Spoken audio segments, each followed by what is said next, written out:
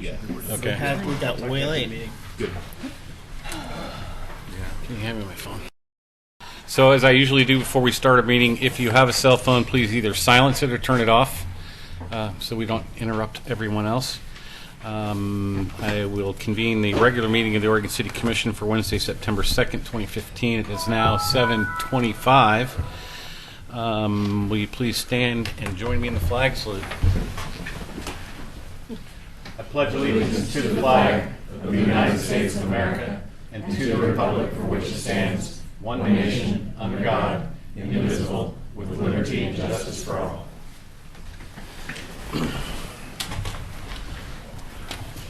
So, you may wonder, because you're probably not used to seeing me dressed this way at a city commission meeting, but I have a proclamation, and I don't normally read proclamations, but today I'm making an exception.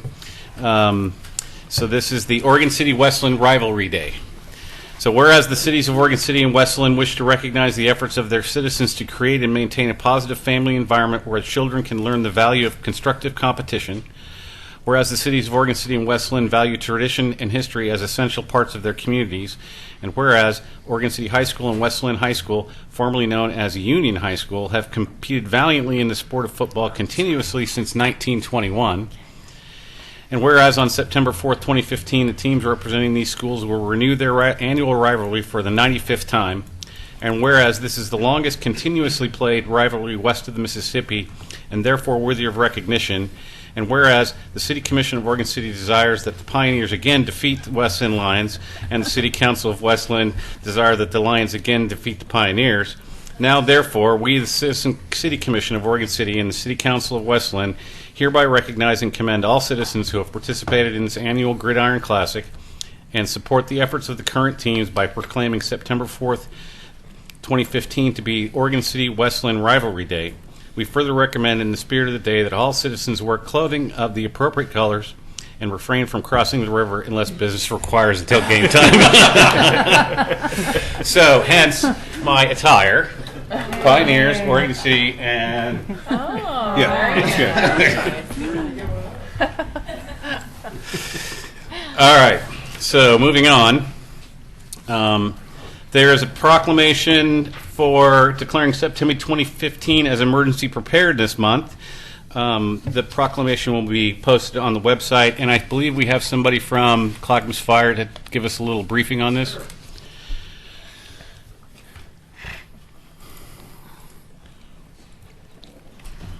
Mr. Mayor, Madam President, thank you for having me this evening. I'm Greg Ramirez. I'm the Emergency Manager for Clackamas Fire District 1, and September is Emergency Preparedness Month. In that spirit, the Clackamas Fire will be sponsoring a number of events throughout the month of September. We'll be conducting emergency preparedness seminars, and on the back counter I've left some flyers that list those dates and times, and it's a evening of being able to just look at ways that families can become more prepared and simple steps they can take to get ready for natural and man-made disasters. Also during the month, we are conducting the 30 Days, 30 Ways campaign. And participants can follow along on our Facebook page, or they can sign up to have emails sent directly to them. What it is simple little bite-sized things that we can all do each day to prepare. It's particularly important for residents in our community to be prepared. The experts say that we have a 1 in 40 chance of having the Cascadia subduction zone earthquake in the next 50 years. It's a real threat, and it's something that we all need to be prepared for. So for the month of September, you can go to clackamasfire.com and learn more about it, and follow, again, like I said, like us on Facebook and follow along. Happy to answer any questions. Well, thank you for considering the proclamation. Thank you. Great, thank you. Thank you. So next we have 1544 Metro Update, Councilor Carlotta Collette. Welcome.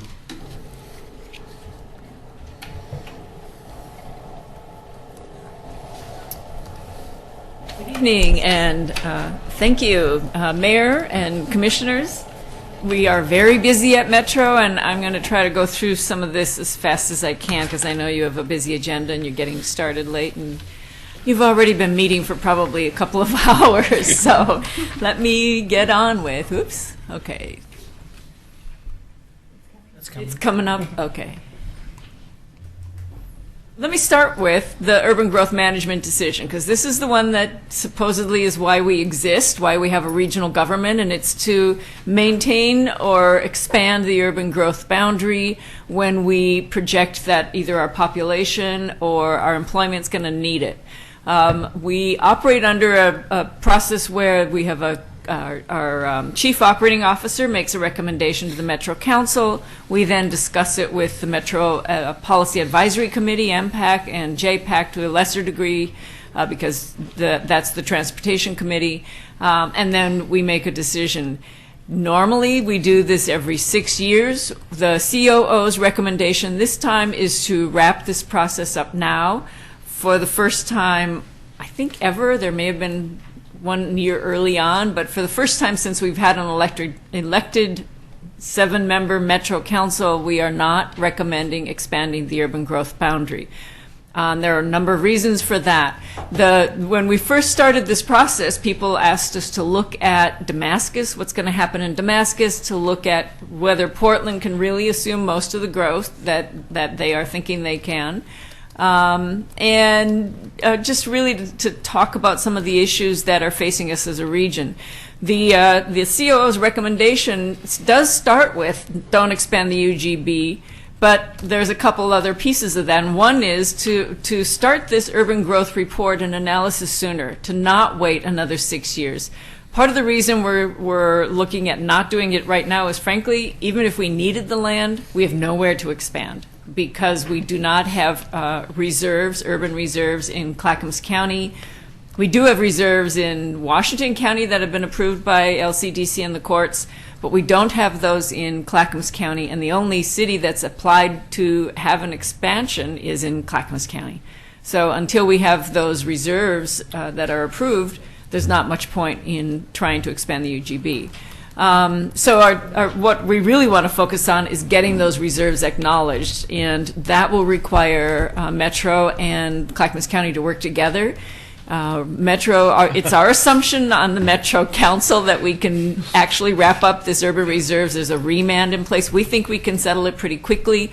Clackamas County is asking that we expand the whole process, go back and relook at the whole map, kind of starting over from scratch, which I don't think any of you might have been on the city council then, Rocky, when we did the first urban reserves in 2009 and 10. Yeah, so it took years and millions, and not too many people in the region want to start that whole process over again. So, as I said, Metro thinks we can resolve it quickly. We are moving in that direction. We're moving forward with that assumption, and if we can, then we can also look at, are there different ways that we can consider expanding the urban growth boundary? Should it just be about land, or should there be something that allows us to reward communities like Wilsonville that already has done some really successful urban development? Are there performance things that we could be considering instead of just the amount of land that we need as a whole region? So that's the fourth recommendation. The fifth is really to try not to be so kind of episodic. Let's not just think of this as every 6 years, but really look at, on an ongoing basis, job growth, transportation, how they fit together, and look at ways that we can improve income. One of the things that showed up in our urban growth report was that we're looking at a future where the average income is close to $50,000. Part of that is because we're also looking at a region where the majority of people are either retirees or single-family households. So if you have a household with only one person in it, $50,000 is probably not a terrible income to be looking forward to. But we would like it to be better than that. So that's one of the things we want to spend time in the next several years working on. And then I think fundamentally, and this is an important one for Oregon City, whenever we expand the urban growth boundary, that's like spreading the peanut butter of infrastructure funding out thinner. And communities like Oregon City, we need to get as much regional economic development and infrastructure money into Oregon City as we possibly can. Every time we expand the UGB, that's sending more of that money beyond the current borders. So it does matter to a city like Oregon City, even though you're not looking at expanding your urban growth boundary. You'd like to be able to annex in some of the land you already have. So that's something else that we want to look at. This is the calendar where we plan to go next. We're expecting next week that MPACT will have a discussion and give us a recommendation. We plan on making our decisions in November. So there may be a slowdown in that, but we're rather hoping we can keep to that schedule. There's a couple other big projects going on. And when the region looks at a corridor and decides that's a priority, it takes a lot of regional effort, and the Southwest corridor from downtown Portland out to Sherwood, roughly along 99W, is a really important corridor. Anybody who's driven it, and you've probably all driven it, know that there are major traffic issues there. But there's also communities that really want to grow and expand and do wonderful things in their downtown. So this is a big project we have going on right now. There have been a number of public engagement processes. I'm not going to spend a whole lot of time on this, but I think you have copies of my slides, and if you have questions on any of this, please get back to me. But I wanted to kind of move through some of this. The Powell Division Corridor is the other big corridor project we have ongoing right now. It's one of the worst corridors in the state for safety. It's also one of the highest transit users, and it's an area that we know we can make some really good improvements in transportation as well as land use. This group is also, I'll go back to that for a second. This group has also been working very closely with the community. They're setting new models really for public engagement. It's been fun to watch. They're looking at creating a bus rapid transit line along the Powell Division Corridor, and the exact route hasn't been determined yet, but I'll keep you posted on that as well. Regional flexible funds is something that is always important to Oregon City. This is that pot of money that doesn't have to go to roads, that can actually go to things like bicycles, sidewalks, projects that are really the kind of smaller neighborhood level and smaller community level, but also that have regional importance. We've been working now with the region to talk about what are the priorities? How do we want to spend that money in the broad sense? And we'll be moving forward with that as well. The big thing, well, we're doing a lot of big things, but the solid waste roadmap is one of the big ones, because right now this region still sends the majority of its garbage to Eastern Oregon. It's a 140-mile truck route. And we just know that we could be doing better, that we do not need to be sending all our garbage to Eastern Oregon. We did some polling, and most people think that we actually deliver our garbage to Boardman to be used to generate electricity at the old coal plant there, which was eye-opening to us. And we actually met with PGE, and there may be a possibility that we could do that someday. But right now, we're still landfilling a lot of garbage, and we're looking and talking with people all around the region of what could we be doing better. Are there waste to energy things that we could be doing? We certainly are doing well on recycling. We're recycling about 64% of our garbage right now, which is better than anybody else in the country. It's nowhere near as good as some European nations, but for the United States, that's really significant. We're very proud of that, but we still feel we can do better. I think you know more than anybody about the success stories at Willamette Falls. This week we met with Senator Wyden, which was really a wonderful meeting, I felt. He understands that it's the whole area down there, not just the Riverwalk, although the Riverwalk might be the most important to some of us. But it's really reopening the locks, getting that designated as a National Heritage Area, and then designing and building the most spectacular Riverwalk public access to Willamette Falls that we can build. The state legislature gave us another $7.5 million, which I think we put to good use. We have the really tremendous design team. I hope you are all planning to join us next week at the Art Museum on September 9th to actually meet and talk with the architects and the design team. I think that's going to be a lot of fun, and we're going to make a pitch there to sort of open to or introduce people to the fact that we now have a champions group. Rediscover the Falls we've filed for our 501c3 status. We'll be able to start taking contributions to have a match for some of that money that we've been raising. At the zoo, we have huge things going on, and I mean huge literally as well as figuratively. We are this fall going to be opening Elephant Lands. It's a really major expansion. All of the elephants have already been introduced to the bigger space. Even Packy, who's reluctant to move anywhere, has moved out of his most favorite place and out into the new area, and he's really happy. We're very excited. We'll be having some major opening parties this fall, so stay tuned. And then yesterday we broke ground for what might end up being one of our most important things, and that's the Conservation Education Center there. And we've formed a partnership with U.S. Fish and Wildlife, I hope. Thank you, there's a nod. And it's the first time ever that agency has partnered with a zoo to take advantage of the fact that we have 1.6 million visitors a year coming through the zoo, and our message that we want to deliver and the message that they want to deliver is the same. Love your community, love the natural world, love wildlife, and help us support those. So we're very excited to be creating this Conservation Education Center that will be not just for the zoo, but for conservation programs all around the region. Audubon, other entities will be able to use this space. I wanted to put this in particular because we are now opening applications for Nature and Neighborhoods Trails programs, the Trails Grants Program. It's $500,000 available, 25,000 to 100,000. These are projects that you can apply for. Excuse me, and Oregon City's been pretty successful at winning some grants. I think that this is a great opportunity for you to take another shot at some of the grant money in the region. The other big thing we're engaged in right now is a system plan of all of our parks. I think most of you know, since some of the biggest and best are here in Oregon City, we have more than 17,000 acres of parks and natural area now at Metro. And while we've acquired them based on a sense of where we think we want the best habitat and what's available that we can buy from willing sellers, we don't really have a plan of how to use them, what are the priorities for all of our citizens in the region. So we've been meeting with a ton of people to talk about what they think the priorities are.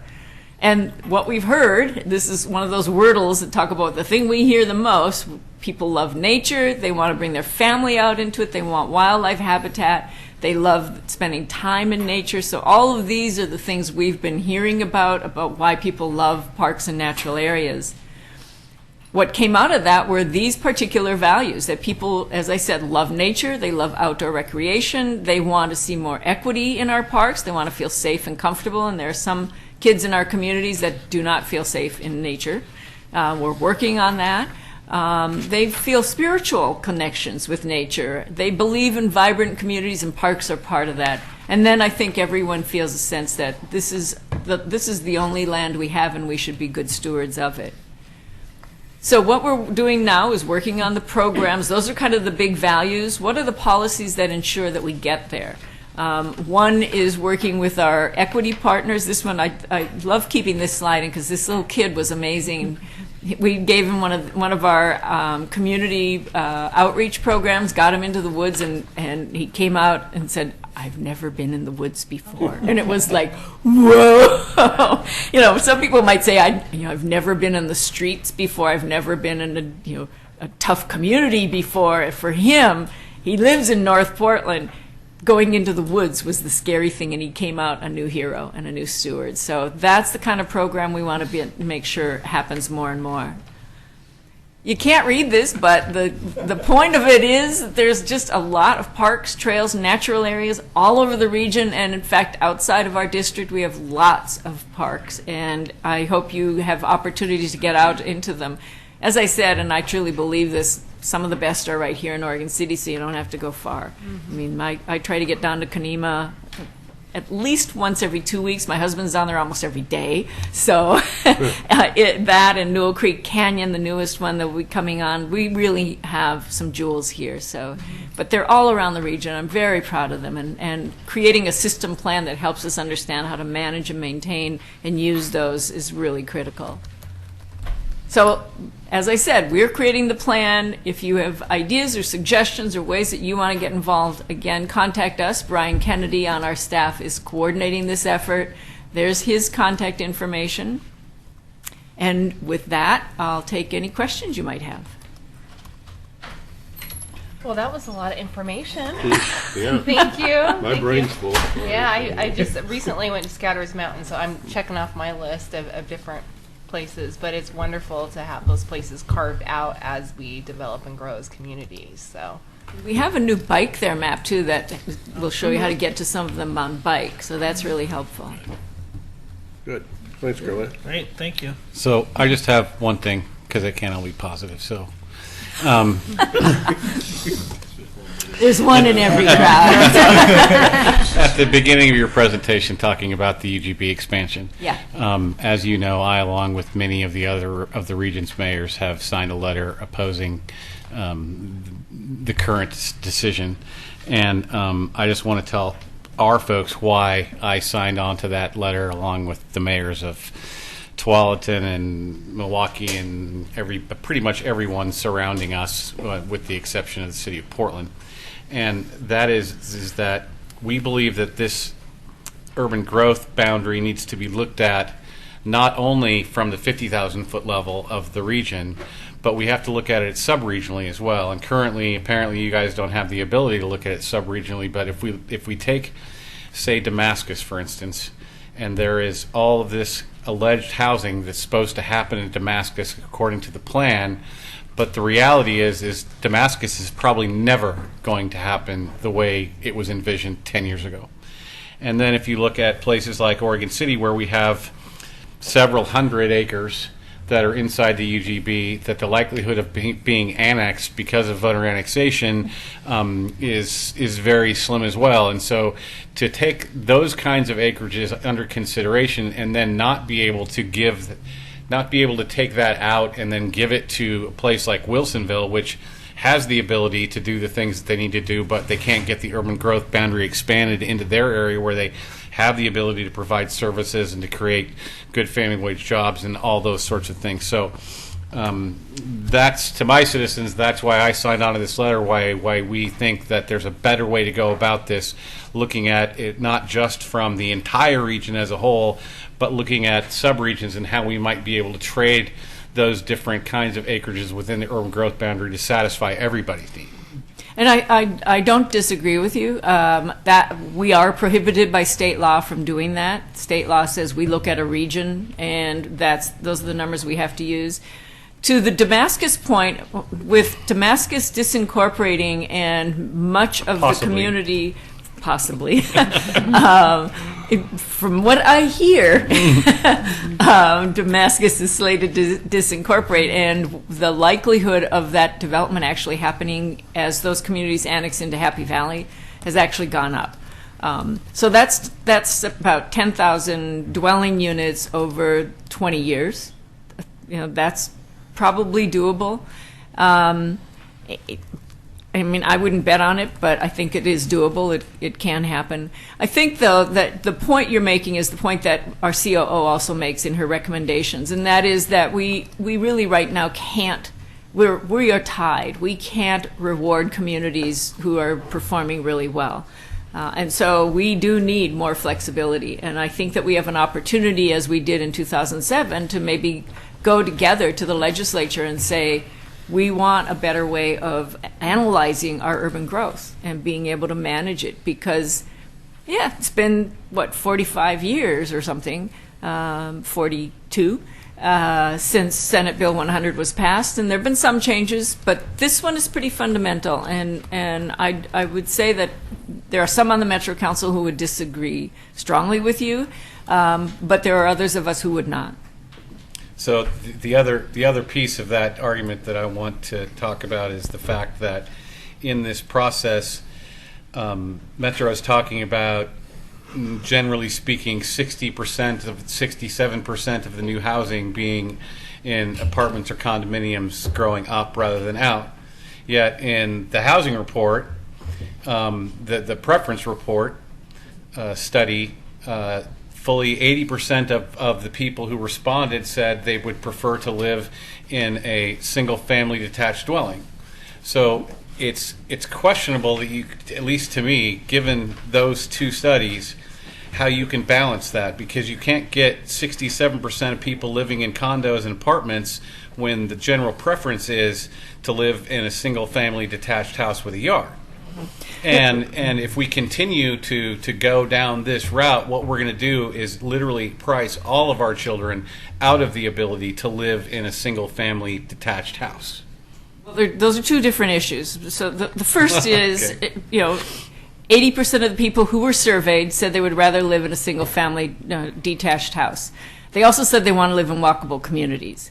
If we were to add enough land to accommodate the growth of our region, to provide everybody with single-family lot size property, we would have to add a city the size of Forest Grove every round of UGB expansion, which I think most people would feel is a lot of land. That's pretty significant. So going from where we are now to about 67% of multifamily housing, isn't that big a reach, actually? The other thing about that survey, though, I have to say is, if somebody asked me what kind of car would I like, I'd say a Tesla electric vehicle. Can I afford a Tesla? No. Does that mean that we need to make Teslas more affordable? I bought a Ford, Made in America, I can afford it. It's a good, efficient car. I live in a single-family home. I frankly would prefer to live in multifamily, but my husband doesn't. So, we make decisions all the time based not just on what somebody asks us. And I think the survey reflected people's wish lists. I think if we can refine the survey, and that's what we want to do, we're going to get a better picture of what people think, balancing where they want to live, what kind of neighborhoods they want to live in, how far they're willing to drive to get to a job, all of those things. I think we'll find that more people will be willing to live in multifamily housing. A lot of it depends on how well we design those communities. And then the question of affordability is one that is really huge. Expanding the UGB in no way gives us more affordable housing. There's just no way that calculation can work, because you have to expand the infrastructure. And the system delivery charges, the SDCs that we have to charge in order to build housing, the more you have to expand, the more infrastructure you have to put into place, the more expensive that housing is going to be. We have 120,000 single-family lots available inside the UGB right now. 120,000. So those are for single-family homes. We have the opportunity to build 120,000 more single-family homes right now. I think that we can make them affordable. It's a separate issue. How we make them affordable is going to be a huge challenge. And Metro has a equitable housing strategy on right now. We're going to have a forum on it. We've moved it to the spring, but we're looking at what are the best practices everywhere in the country, and in some cases outside the U.S., of how do you figure out affordable housing? Because there's no question it's a challenge. It's a huge struggle, and it's something that, again, we all need to work on together, and we're happy to help coordinate that effort. But it's a my father would say it's a corker, and it is. So on a final note, to end on something a little more positive, we've talked about Brent Barton and all of the efforts he's put down at the state, but sometimes overlooked is the amount of work and effort that you yourself have put in helping Oregon City with the Willamette Falls Legacy Project and the Riverwalk. And so I just wanted to let everybody know how much we appreciate your work on that, and look forward to working with you going forward. Well, it's a huge pleasure. It truly is. And you guys are great to work with, so I'm honored. Thank you. Thank you. Thank you so much.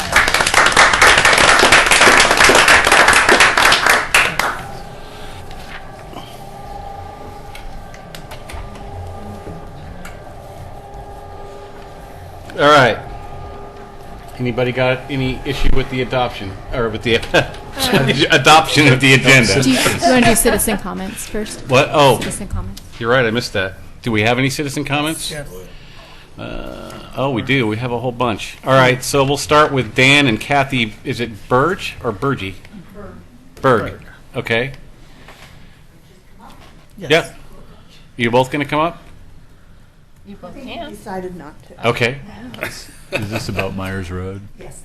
Okay, so we're going to have a public hearing on that in a second. It might be more appropriate to speak at that time. Thank you. You're welcome. Okay. So the ever-present Mr. Gifford and Mr. Mahoney. I have to sit with him. Yes. That isn't what you said last night. You're both so old, I don't want to have to take the time, both of you going back and forth. You pushed it in, didn't you? Huh? My pleasure to help the elderly. Oh. Father time. Mr. Mayor and City Commissioners, I speak to most of you individually at times, but I have something that I need to say collectively to all of you, and I've spoken to some staff as well. This is regards to the Public Works facility. And there's been some concern as whether or not we had property other than where it's currently sited. And I contend that the city has property. The city already owns property. The city owns property that is already zoned institutional, which is a zoning required. The property is flat. It is easy to build on. It is centrally located to the city. It has a signalized intersection, unlike the current facility. It has, it's also in proximity to existing public works facilities. And I've mentioned this to some of you individually, but I am not able to get an answer, and so I'm going to ask you collectively, why can't we use that part of the cemetery which is not being used yet? And if there are some interments there already, I would like to know why they couldn't be moved. I don't think that there are that many. The fact that we could solve that whole public works facility. When that cemetery was built, as many of you know, that was so far on the outskirts of the city that nobody ever imagined that the city would ever go out that far. Now it's completely surrounded by the city. There's no reason why the city couldn't purchase some other land even farther out. And we're talking about Mountain View Cemetery. Yes. Yes. Yeah. And at the very least, and of course I can't expect an answer or even an opinion right now, at the very least I would like for you to think about it and ask what's the possibility that we could at least put a temporary hold on utilizing that as a cemetery any further until a concrete decision and rationale can be used as to why we can't use it to solve the public works issue. Thank you. Mr. Mahoney. You still taking notes? One of the great movies that I think we've all seen is the... You going to introduce yourself? Bob Mahoney, Oregon City. One of the great movies that we've all seen is The Russians Are Coming. The Russians Are Coming. And really a parody on the whole thing. But they are. And they're Californians. And everybody else in America. The best kept secret in Oregon, or in the United States, is Oregon and Washington. I mean, because of our environment. The point I'm trying to make is growth is inevitable. It's coming. And I sit on the planning commission, and I really try as much as I can to be agreeable with the applicant because of property rights, because of various other things. Property is a resource. We all know it, and they have a right to use it as long as it upholds the public interest and things like that. But the public interest that I want to bring to your attention regarding growth, one thing that we really don't discuss at the planning commission level because of the tradition of land use and concentrate on that and that only, is the cost of growth. We are going to be facing a tsunami of how much it's going to cost to put this infrastructure and everything else that goes along with it in the growth of the Portland metropolitan area. And regardless of how you look at it, we are part of the Portland metropolitan area. And we're going to have another 1 million people here before we know it. And we're going to have to pay for that. And how are we going to do it? And that just links in with the planning efforts that we have. But half of the ideas that you people have come before you relates to growth. And then you're going to have to look at that in terms of how much is it going to cost us? Where are we going to get the money? We want to grow. We talk a good ball game, but then you're going to have to pay for it. And we don't have the economy of scale to pay for a fire department, to pay for a library system. We keep farming this stuff out to get it to the point where we can afford it. We don't have a park system. When I say we've got a great park system, but we don't have the resources financially to pay for a park system that we would really want. So in looking at land use and looking at planning, we've got to look at the finances of it, and we've got to keep those side by side and not kick one to the sidewalk. So what I would like to see the commission do in the next year or two is really look at the financial aspect of what growth is really going to cost us and get the rest of the metropolitan area in sync with that conversation, because it affects us all. It really does. Just go into Portland in the middle of a day and look at the traffic jam that you find yourself in. So that's what I had to say. Did I? 3 Thanks, minutes? Bob. Thank you, Mayor. Appreciate it. Thanks, Bob. Thank you. Thanks, Louise. Anybody else? Last chance. Okay, so moving on to public hearings, 15467, resolution 1527, adjustments to the 2015-2017 annual or biennial budget. Mr. Parno is on vacation. Who's presenting for the finance That would be me. director? Yep. Mr. Conkle. Thank you, Mayor. Evening, Commissioners. Tonight we're requesting an amendment to the 2015-2017 biennium budget, which was approved by Resolution 1519 on June 17, 2015. Under Oregon budget law, this requires a public hearing when a supplemental budget change expenditure within a fund by more than 10%, which is the case in this adjustment. What we are requesting is the budget adjustment recognizes the increased revenue that is occurring as development continues to mend itself after the Great Recession, as well as the expenditures that we were able to come in with at a lower rate, at a lower expenditures due to how we filled the staffing in the building department. What we're proposing is a senior building inspector. What this would do would allow us to bring all of the inspections for the building permit program into Oregon City. We would not be having outside IGAs with other jurisdictions to cover the services that we were not able to because we did not have staffing. We also see the opportunity here to bring better customer service by having it in-house, as well as the ability to actually provide services to other jurisdictions in the region, placing ourselves as one of the regional leaders down in this area, which is one of our goals. We expect that these revenues, because they are related to being able to take over the commercial and residential electrical component, will be able to pay for themselves. This position will pay for itself by taking over those programs, which we're currently now have a contract and we're paying out to Clackamas County. The budget adjustment request is $276,000 over the 2-year biennium budget. That includes salary and benefits. I'd be happy to answer any questions. I also have Mike Roberts, the building official, is here if anybody does have any questions on the more technical side that he would be able to answer. And I'd just like to credit him with an amazing job that he has done in really turning around the building department and providing it a new direction and much better customer service since he's taken the helm there.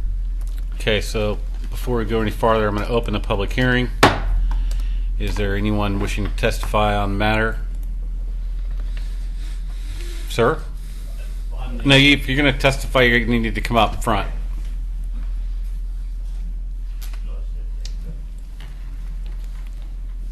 This is about hiring a new building inspector? Yes. Yeah. Dan Berg, Oregon City. I build the homes in Oregon City. It'd be great if we could get an inspector locally here that we can have personal contact with. The new inspector I've worked with in the last 6-8 months, a year, when he first came in, he's a wonderful man to work with. We get another full-time inspector like we had before.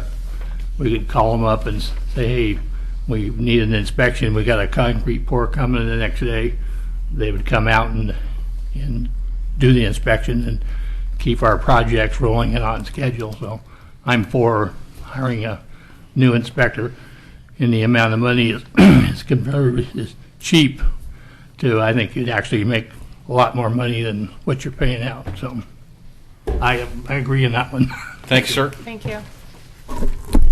Any further testimony? Then I will close the public hearing. Discussion? Mr. Shaw. Sorry. Oh, God.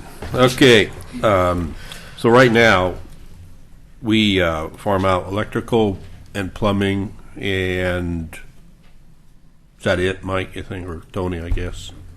Yeah, come on.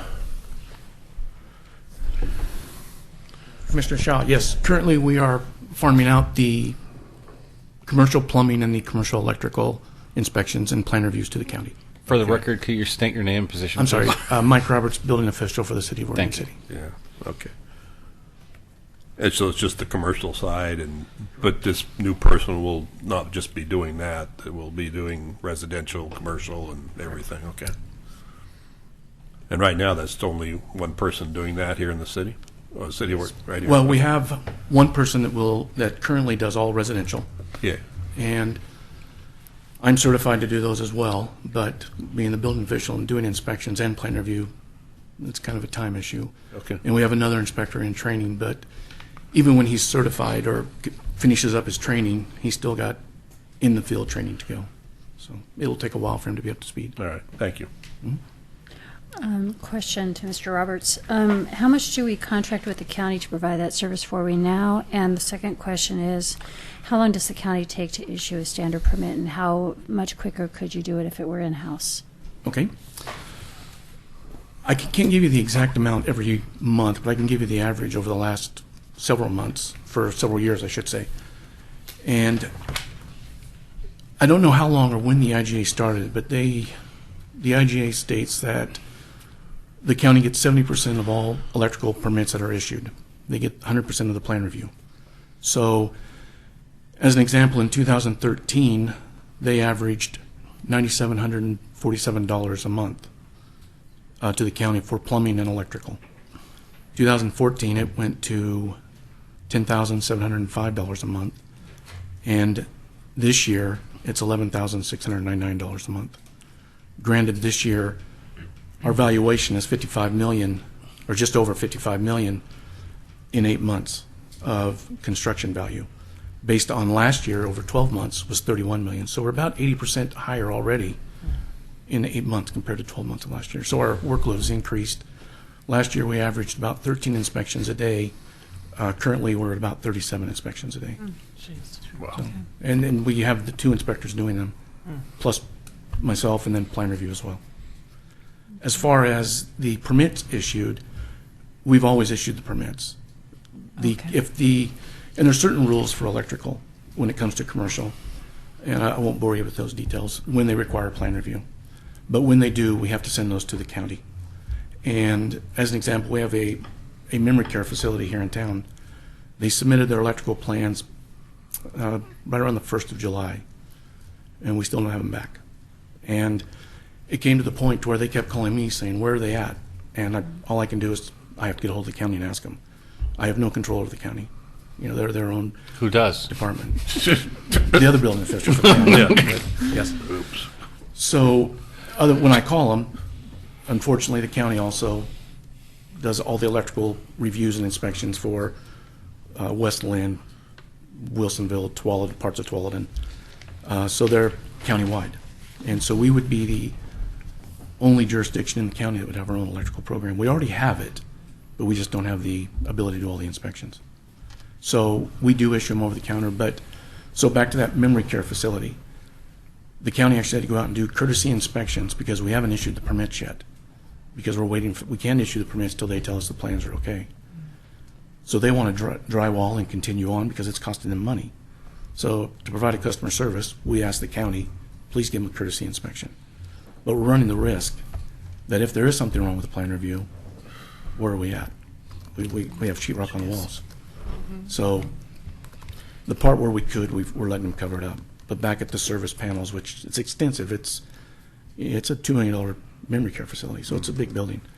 They're leaving the drywall off there. They've insulated, but we're trying to get the county to hurry it up. We need that plan back. So, question off point. So, is the life safety review done? It is. Okay. All the alarms have been done, the fire suppression. Okay. Yeah. So in summary, it would be less expensive to do it in-house and faster. Considerably. Both. TS to those. Anybody else? Well, in light that we can do it in-house and it'll be faster and save money, and give us the resources to actually resource out and make money, I move to approve 15-467 resolution number 1527 adjustments to the biennial budget. Is that the first reading? No, there is no reading. There's no reading. It's a resolution. Okay. Second? I think Commissioner Smith got you first. Sorry. So moved by Commissioner Pauly, seconded by Commissioner Smith. I just want to echo partly what Commissioner Pauly said, and that is that having a more efficient process is not only good for the city revenue-wise, but it's good for the city in the eyes of the builders and developers and the other folks that we're trying to partner with to, have true private-public partnerships and letting them understand that we're here not only because codes protect and that we want to make sure everything is being built properly, but we also want to help them make their projects move on time. And so I think that's a critical piece to that. So with that said, unless there's any other discussion, call the roll, please. Commissioner Shaw, Yes. Commissioner Pauly, Aye. Commissioner Smith, Aye. Commissioner Mangelbert, Aye. Mayor Holliday. Aye. So next we have... Thank you. Thank you. Sorry, Mike. Next we have PC 15-201, the Myers Road Extension Corridor Plan. Is this a public hearing? It is. Yes, it is. Okay. So how would you like to proceed, Mr. Manager? So I'll go ahead and give the presentation. So tonight, for the Myers Road Extension Corridor Plan, we were required to notice months ago the Planning Commission and Hearing Commission and City Commission dates. The Planning Commission took a little additional time. So what we're requesting tonight is to continue the public hearing to the date certain of September 16th. If anybody's in attendance tonight, which we do have folks in attendance, we would recommend that we allow them to speak since they did come out tonight. And then we are actually, part of the reason for the continuance is we are having a work session on this with the Commission on September 8th, so next Tuesday, to update the Commission on the Planning Commission's recommendations as well as the plan overall in itself. So we are requesting that you do take public testimony from anyone in attendance tonight and then continue the hearing with the record open to the date certain of September 16th, 2015. Okay, so I will open the public hearing, and I have one speaker, Kathy Berg. Thanks for waiting. Welcome.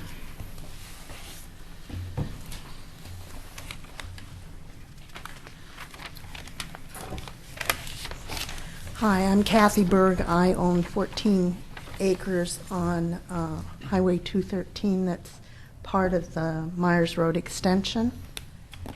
Okay. Our last meeting that they had, I was too shy to talk. So I did have some points I wanted to bring up, and I wanted to be sure that you have them, Tony. One was an issue with no one mentioned anything about any kind of crosswalks.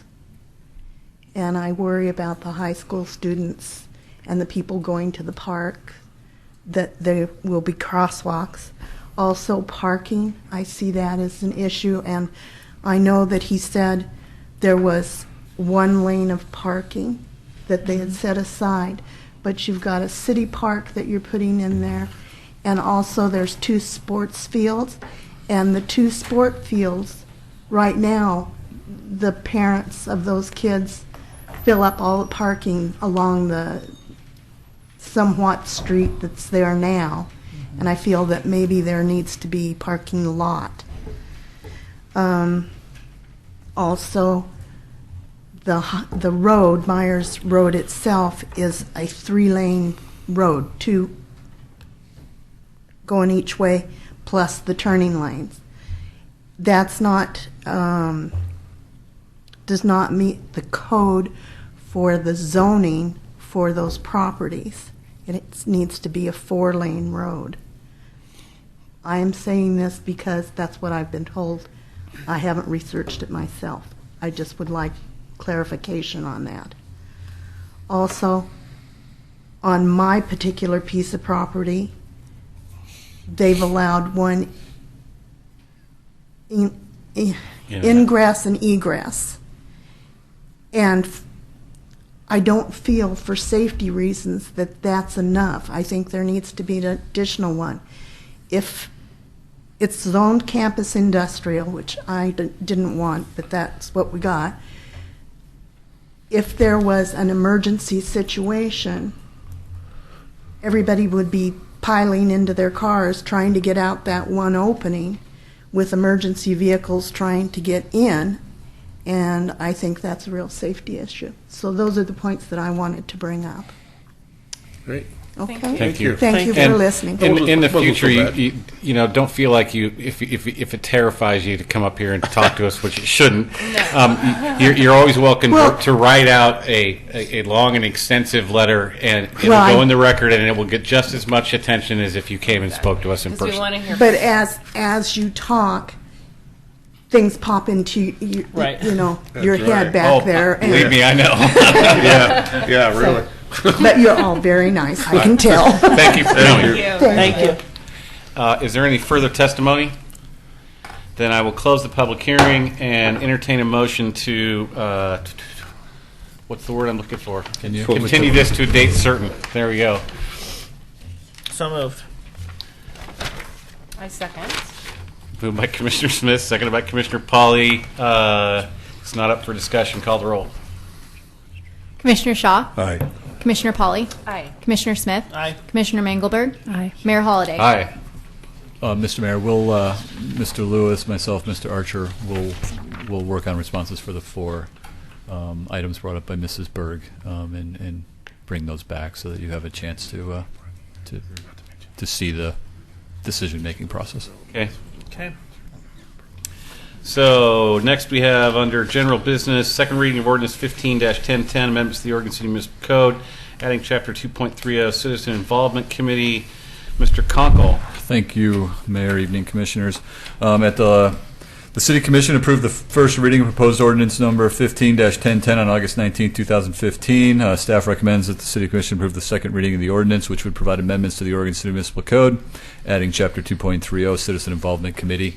I'd be happy to answer any questions. I believe we've had a work session on this as well as a discussion at the last meeting. Any citizens wishing to comment?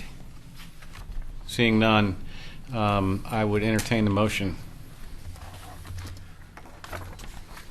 Move to approve second reading of ordinance number 15-1010, amendments to the Oregon City Municipal Code, adding chapter 2.30 Citizen Involvement Committee.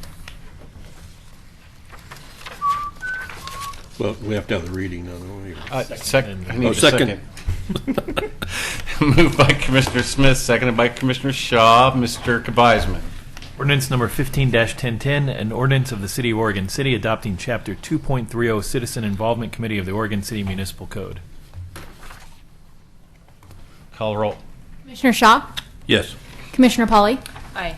Commissioner Smith, Aye. Commissioner Mangelberg, Aye. Mayor Holliday. Aye. Next, we have the consent agenda. Is there anything that anybody wants to pull from the consent agenda? No. Then I would entertain a motion. Move to approve. Second. Moved to approve by Commissioner Pauly, seconded by Commissioner Smith. Call the roll. Commissioner Shaw, Yes. Commissioner Polly, Aye. Commissioner Smith, Aye. Commissioner Mangelberg, Aye. Mayor Holliday. Aye. Next, we have communications, city manager, and I was terrified to see that there's another library presentation on the agenda. Oh. As requested by the commission, Ms. Cole is going to give us. It's been done. The I'm just trees giving are you a hard fine. time. Now it's smooth sailing, right? Right, Mo? Jeez. So, you know, if you don't want an update at every meeting, all you I have do. to do I is do. let me I know. do. I do. Yeah. At every meeting? Yes. Yeah. Not work session. Just, My gosh, it's a construction project. This is very important to our community. Oh, my God. You guys can change your mind at any time. All right, In the go ahead, Mom. meantime, Go ahead. the report is simply just a few pictures. So the back, I don't know if you've been over there, but it really, really looks different. They took the porch and the stairs out. And we were a little bit worried it was going to flood last weekend, but then we didn't get the flood that was predicted, so that was good because it was all kind of directed towards the back door there. And it was really cool watching them dig rocks because they kept striking things and sending up puffs of, like, you know, I thought they were going to start fires. But that's them in action over in the corner closest to 7th, which was the most interesting part to me. Pile of gravel that they're laying down. under the subfloor. And then there's that corner, and as of today, it's like, that's as much digging over there that they need to do, and they've like laid out the line where you can see where the addition is going, and it's so cool to see the footprint of the addition. I just love it. So you can see it a little better there. And there's the pile of rocks, and they're numbered, and what that is those are the ones that they have to carry away, and we get charged for those particular ones because they're bigger, they're boulders. There's like this technical term for a boulder, and we get charged for how many boulders they come up with. So they're saving them in one big pile and taking them all at once. Well, Go ahead. Yes. isn't there something we can do with those? Yeah. I thought you did. Yes. Ship them off. What? We can ship them off. We can No, ship them I'm off. serious. You know, We can make I talked about, you know. All right, that's enough. You know, when South Fork wanted to put up a light or a flagpole, we got together with Public Works and we saved about $1,500 by taking an old light pole that we had and selling it to South Fork. So what I'm saying is, you know, boulders that size can be valuable, especially in big other kinds of landscape projects. And we have a spot where we could put those things where we wouldn't be charged to haul them away. You could take them 8 blocks, put them up at the lot at Public Works, and People do buy the boulders. I'm just You're saying, I rather than don't, pay they have value. People I understood. They have value. Okay, They do. so And typically, when they come across something of value in the project, like the copper that was in the thing out back, they will, if they get money for that, then that goes towards our bill. Yeah. So maybe they have some arrangement for those rocks. Okay. Well, that'd be good. but like I said, you know, we need to ask the question. It's kind of like the wood. Well, I'll ask the question. I Okay. don't know that there's any place that we need those rocks, or that, I mean, Well, I'm not saying there's a place that we need them so much as that they actually, you know, rocks that size have a value. And if we have a place that we could store them temporarily and put them on Craigslist or do something else with them that we could actually get value for them, it's worth the shot. And we have a Clackamas Landscape Supply that sells rocks. What about your house? Huh? What about your house? My house isn't public property. oh, Dan, or Mayor Holliday, I will ask the question. I will find out. Okay, thank you. And then this is happening on the side, we're by 7th, and that's the sewer and septic line that are being reconfigured and reattached. So they have to put those metal sheets in order so they don't collapse on the men and suffocate them. And then I just wanted to throw in a plug. We're starting a new program called Pints from the Past. Our first speaker is Rocky Smith. This is in collaboration with the Clackamas County Historical Society and Singer Hill Cafe, and we're going to start doing this about 4 to 6 times a year. I noticed that whenever the haunted thing, it never says Commissioner Rocky Smith. It just says Rocky Smith. Yeah, I shouldn't say that. It's private. I shouldn't say that at all. And that's it. Thanks. Thank you. That's Thank cool. you, Mo. Thanks, Mo.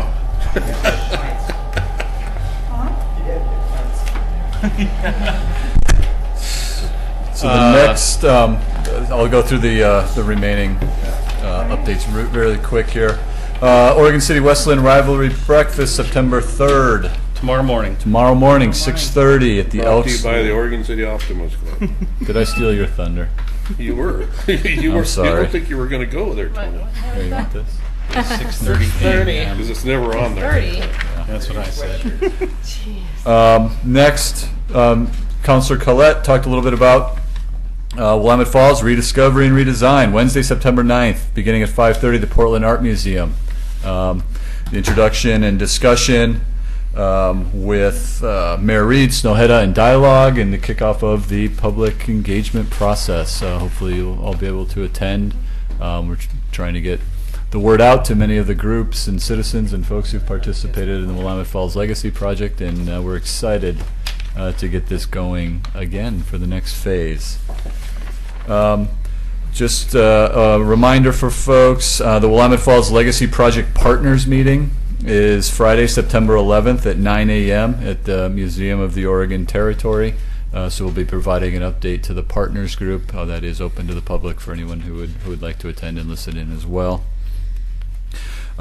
We also have a collaborative forum, Oregon City System Development Charges from the Ground Up. That's going to be held on Thursday, September 24th from 9 a.m. to 12 p.m. at the Museum of the Oregon Territory in the Tumwater Room on the 3rd floor.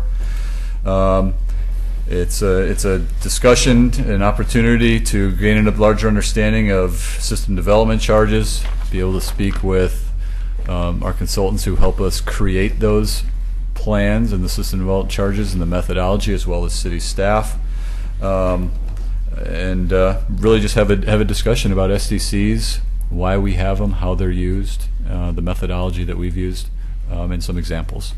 So we've been coordinating that with the Oregon City Chamber of Commerce, and then John Lewis with the Public Works Department has taken a lead on preparing much of that work. Last thing I had, it's been a couple months ago, but the Willamette Falls Legacy Project was the project was submitted to the American Society of Landscape Architects. We were awarded the Merit Award. We received the following from Mike Zylas from Walker Macy, who led that project, representing the partners in Oregon City in that work. Mr. Zyla says, your dedication, energy, and leadership have been instrumental in ensuring the future success of Willamette Falls. We look forward to it coming to life again. And then we were able to pass this along as part of the award that we received for the project. That's beautiful. So, Did it come with a check? I wish. We'll get that up so folks can see that in City Hall. That's all that I have for tonight. Okay. So, Commissioner Mangerberg. Nothing to report. Okay. Commissioner Smith? I do. So again, breakfast tomorrow morning, 6:30. I just wanted to point out some quick history about the rivalry. So it's 95 years this year. Started in 1921, as we said in the proclamation. But for those of you that are keeping tabs on the score so far, West Linn has won 43 of the 94 games, and Oregon City has won 50. So that makes 93 games. There was one tie in 1936.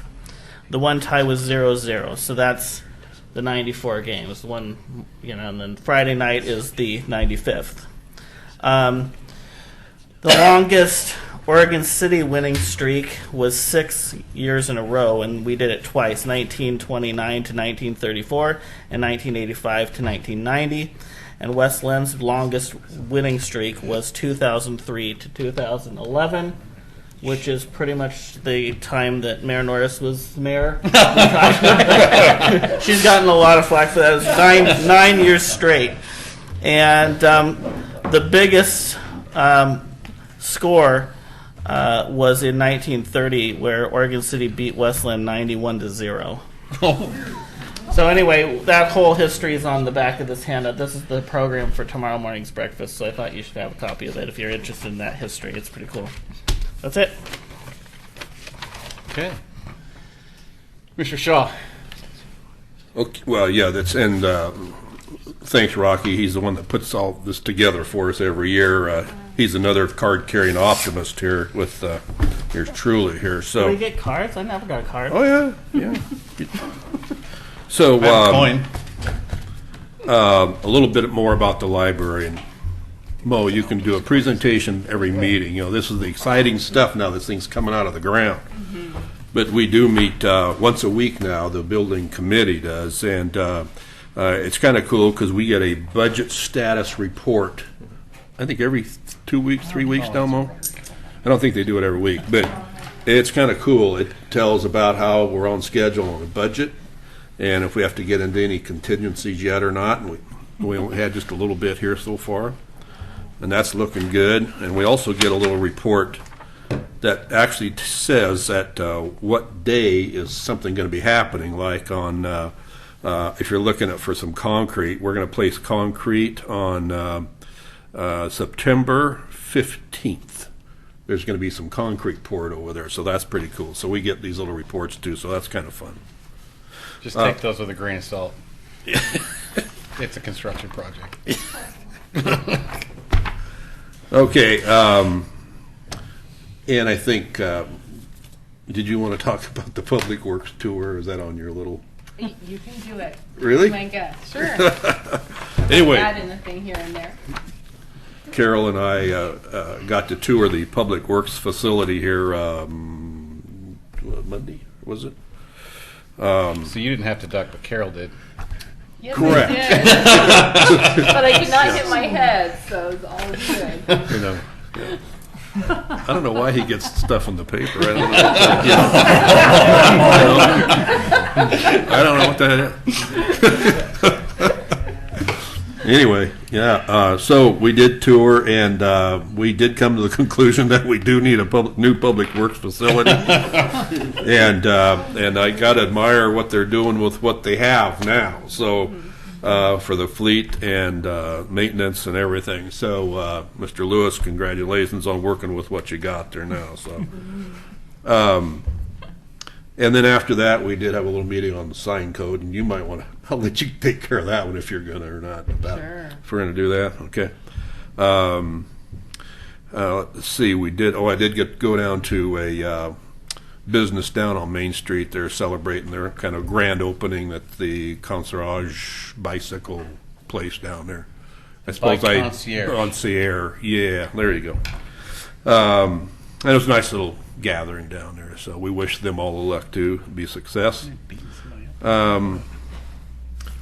Today I spent in Astoria doing the South Fork Special District training, and so all the special districts in the state are invited to this, and so there's probably 50 or 60 of us up there getting trained they have it there at the Clackamas Community College up there. So Clatsop Community College. Yes. College when I wasn't looking. Yeah, and it was interesting because they're building a building right there now, and there was PNC Construction doing that one too.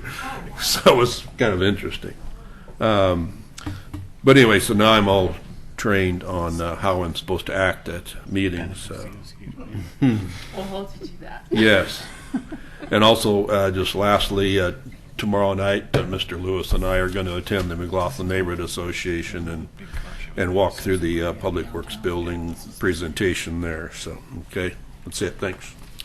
Commissioner Pauly. Yeah, just to piggyback real quickly on the tour of the Public Works, I'd been told that they had offices and closets, and didn't really until you really see it. It's something else. They actually have a computer desk set up in like a closet, and a desk and everything. So there is definitely a real need for more space. The county fair, I pretty much lived there during the week because our kids are in 4-H, and then we went to the state fair, and it's just great to see everything that the kids do in 4-H and everything that the young people do. I like our fair the best. And then a fun little thing that some of the commissioners did is there was an extra part that we got to play in a film at the Willamette Falls Media Center, and called Inside the Box. It's actually a TV series. TV series, yes, but it's called Breaking the Box. Breaking the Box. Other than that, oh my God, was this your report? No. Yeah. Well, no, but Craig will be mad if we get the name wrong. You know, so okay. But the point being, it's great to see filming industry in our city, and to see that there are things being done and our resources are being utilized that way are great. Historic buildings and such in this town. So we encourage that, like to see that happening. Let's see, what was going on with the La Tourette tennis courts? We had some wood being, some of the logs, was it from the libraries, or was it a tree that came down in the neighborhood? And then do they get stored there for a while? I was just curious. I think it was the tree. I mean, I saw a tree. When was this? I'm sorry, I didn't. Just this last week. Today there were some rounds being delivered put in the La Tourette tennis courts. Might have been just a From- temporary storage thing. I know we had some. Okay. Yeah, we had some trees and limbs all over that our crews were chopping up and cutting up. So it's possible that they might have just stored them temporarily or something. Okay. I can find out and let you know. Yeah. I mean, from I live right across the street, it looked like a piece of that tree came off, and That then they big- just came that in. big oak or maple or and- whatever it is? And then the next Just day cut it they up cut it and- up. I think that's what Yeah, and happened. then if that's the case, But- it'd be removed in a pretty short period Okay. of time. So probably just temporary storage. Better make sure if they can use that though, Carol. So, Well, just keeping track of our parks and making sure things don't stack up. The sign code, we did have a little meeting on and thank you, Tony, on the sign code, specifically the fee structure. And there's been some concerns about the fee structure, specifically for A-frames, how you have a right-of-way fee and then you have another fee on top of that.